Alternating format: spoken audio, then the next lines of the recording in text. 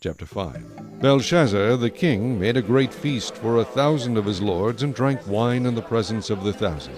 While he tasted the wine, Belshazzar gave the command to bring the gold and silver vessels which his father Nebuchadnezzar had taken from the temple which had been in Jerusalem, that the king and his lords, his wives, and his concubines might drink from them.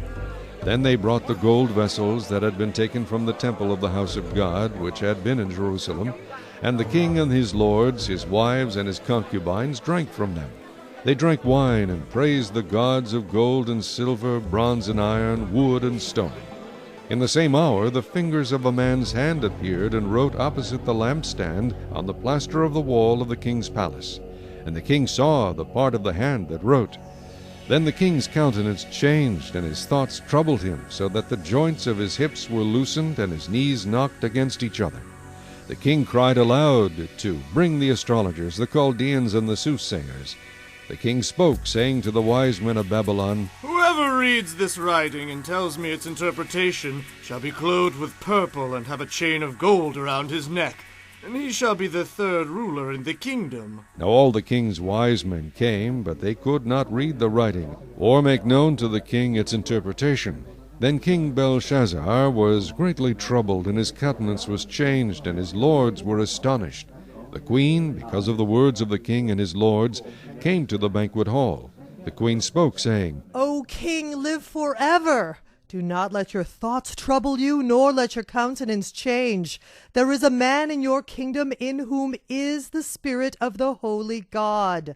And in the days of your father, light and understanding and wisdom, like the wisdom of the gods, were found in him. And King Nebuchadnezzar your father the king, made him chief of the magicians, astrologers, Chaldeans, and soothsayers. Inasmuch as an excellent spirit, knowledge, understanding, interpreting dreams, solving riddles, and explaining enigmas were found in this Daniel, whom the king named Belteshazzar. Now let Daniel be called, and he will give the interpretation. Then Daniel was brought in before the king. The king spoke and said to Daniel, Are you that Daniel, who is one of the captives from Judah, whom my father the king brought from Judah? I have heard of you, that the Spirit of God is in you, and that light and understanding and excellent wisdom are found in you. Now the wise men, the astrologers, have been brought in before me, that they should read this writing and make known to me its interpretation. But they could not give the interpretation of the thing. And I have heard of you, that you can give interpretations and explain enigmas. Now if you can read the writing and make known to me its interpretation, you shall be clothed with purple, and have a chain of gold around your neck, and shall be the third ruler in the kingdom. Then Daniel answered and said before the king, Let your gifts be for yourself, and give your rewards to another. Yet I will read the writing to the king, and make known to him the interpretation. O king, the Most High God gave Nebuchadnezzar, your father, a kingdom and majesty, glory and honor.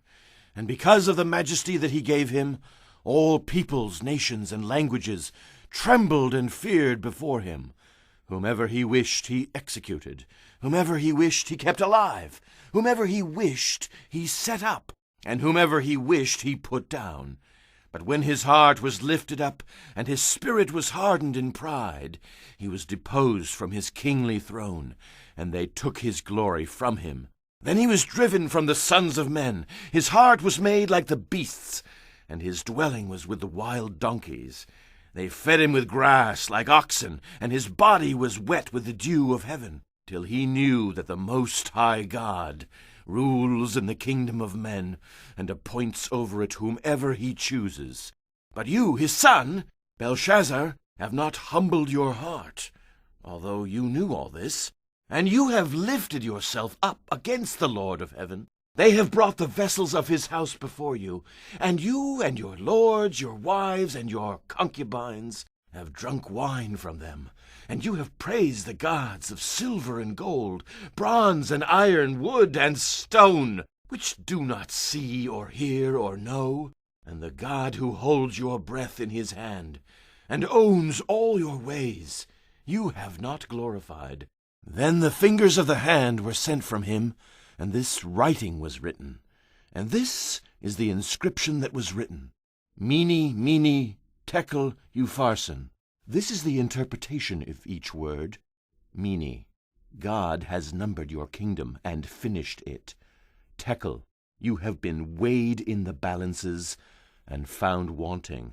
Peres, your kingdom has been divided and given to the Medes and Persians. Then Belshazzar gave the command, and they clothed Daniel with purple, and put a chain of gold around his neck, and made a proclamation concerning him, that he should be the third ruler in the kingdom. That very night Belshazzar, king of the Chaldeans, was slain, and Darius the Mede received the kingdom, being about 62 years old.